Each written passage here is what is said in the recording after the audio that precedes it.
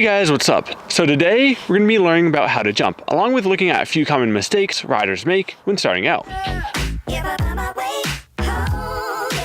Jumping is a combination of pumping and the American bunny hop. So before you learn how to jump, be sure you understand how to pump. It is also useful to understand what is happening in the air. So let's first break down the body mechanics behind jumping. So if you've watched a video on how to do the American bunny hop, you will know that there are three movements that get you into the air: the pop, the scoop, and the shove. The movements for jumping are the same, but this time you have an incline assisting you into the air. Now let's take a more in-depth look at each of these movements. The first phase of jumping is called a pop. To do this, preload before the incline by crouching down and lowering your chest. As your front wheel starts going up the incline, shift your weight backwards and over your pedals. When your back wheel reaches the base of the incline, explode upwards while applying backwards pressure on your bars and guiding the front wheel into the air. As your back wheel goes up the incline, continue to explode upwards and stand tall, while rowing your bars into your lap. Something that might help you understand this better is thinking of your bike as a lever. The backwards pressure on your bars, combined with driving through your legs, rotates the bike and pushes you upwards. The quicker and more explosive this movement is, the higher you will jump. The second and third phase is called the scoop and shove.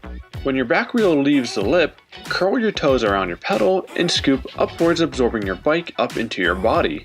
This is where running a low seat can really help. While you're scooping, shove the bike in front of you to help level off. Then just let your body relax and get ready for the landing. As with any skill, bike setup can make things easier.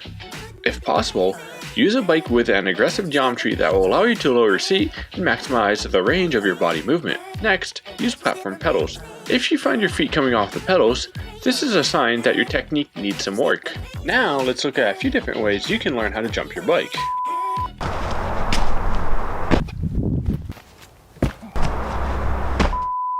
Here I'm using a piece of plywood and cinder blocks to create a ramp.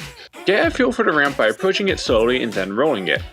This will get you comfortable with the ramp and test its structural integrity. When you're comfortable, approach the ramp with more speed. Aim to get both wheels off the ground at the same time. Remember to maintain slight backwards pressure on your bars and shift your weight to your feet to guide your front wheel into the air. Focus on landing gently with both wheels at the same time and getting comfortable absorbing the impact. So after that, make a line in the ground and see if you can jump past it. Every time you're successful, move the line back and repeat the process. Once you've been able to jump a few feet, now it's time to work on your height. To challenge yourself, use something to jump over. In this case, I'm using a cone, which is a little rigid, which almost caused me to crash, so think about using something soft like a bag. This time we're going to use a dirt hill.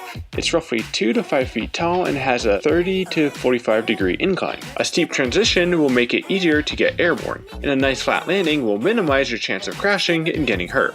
Once again, get comfortable with the transition by simply rolling it a few times. And once you get comfortable with the incline, try to get your wheels off the ground and eventually work your way up to jumping over a small object. When you have achieved that, now it is finally time to take what you've learned to a jump. My recommendation is to start with a tabletop. It is the safest type of jump to learn on because the consequences for not clearing it are minimal. However, there are a few tricks to land smoothly. The first is to match the angle of your wheelbase to the slope of the landing, and the second is to think about landing as silently as possible. That may seem silly, but it really makes a difference. As with anything, there are a few common mistakes riders make when learning how to jump. Many clipless riders will try yanking the bike up as if they were doing an English bunny hop. You should not have to pull your back wheel up, as the takeoff will naturally propel your back wheel into the air. When learning how to jump with a full suspension bike, your back wheel might get kicked up a bit too much, sending you nose heavy. You may be able to counteract that by slowing down your rebound and also adding a few clicks of compression damping.